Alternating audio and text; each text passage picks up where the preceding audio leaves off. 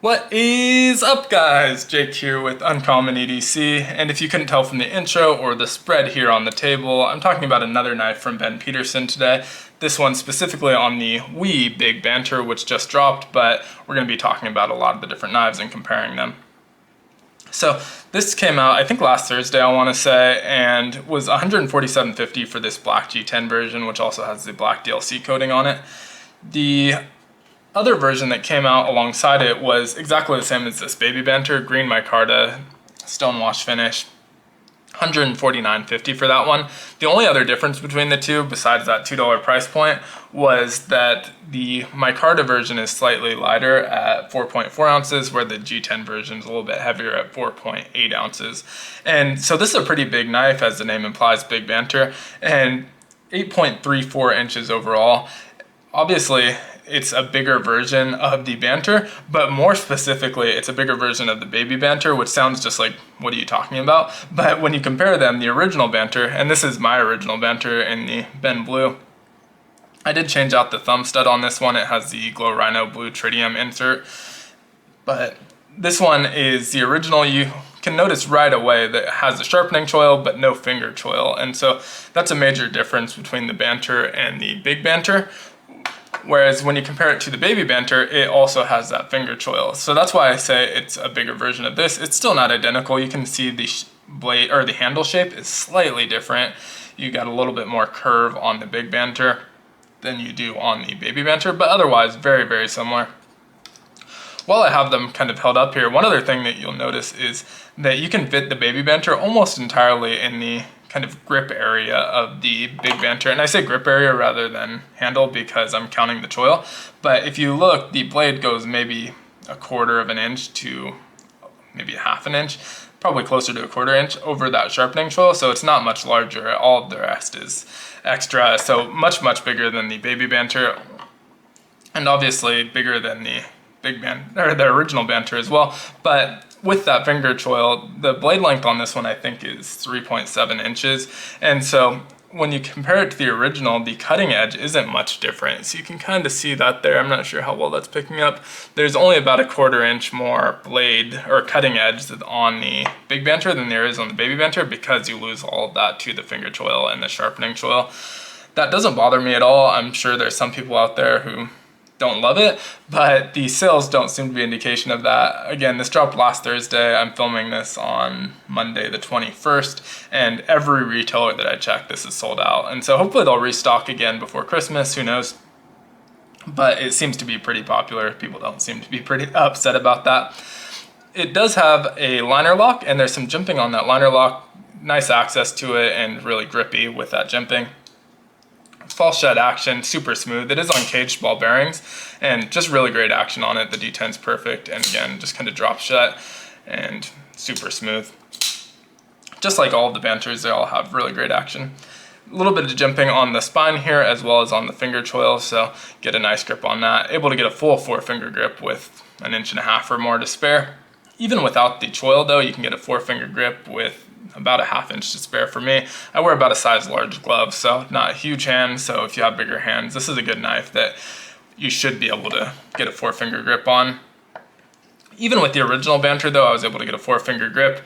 And with the Baby Banter, it was a 3-finger grip, but with that choil, again, I was able to get that 4-finger grip with the choil. And so, really nice grip on all of these. They're all pretty comfortable. They have a similar pocket clip, and it looks the same on all of the Banters, so I imagine that's interchangeable. It looks a little bit different than the Nafslander pocket clip. This one's kind of squared off, whereas if you see the edge of these ones, it's a little bit more rounded. And so I don't think they're interchangeable. I am going to try though, just out of curiosity, because one other thing is that it doesn't have the pocket clip delete on the side that doesn't have the pocket clip, and so would really like to have that. And so if this one is swappable, then I'll probably buy a bunch on. They sell all the replacement parts for the Nafslander on the Naf's website, so I'll probably buy a bunch of those and just add them to all of these. But again, I don't think they're going to be, just because these ones are rounded and that one's squared off. But it may be that it deletes most of it and there's just like a small rounded edge that doesn't get deleted. So if that's the case, I still may end up putting them on there. One other, I guess, key difference from the original to the Big Banter, while we're talking about it, is the original Banter actually wasn't reversible. It was right hand tip up only. And so for the first couple of versions, it was right hand tip up only. And this was the JG10, I think, was a Blade HQ exclusive, still right hand tip up only. But the Knife Center exclusive royal purple one was reversible. And so that was kind of a nice later addition. And then with all of the baby Banters, I think every one of them is reversible. So you do have the reversible right hand or left hand tip up carry, which is nice. But that is kind of one of the differences between the original Banter and the Big Banter. So like I said, it's a lot more similar to the baby Banter than it is the original.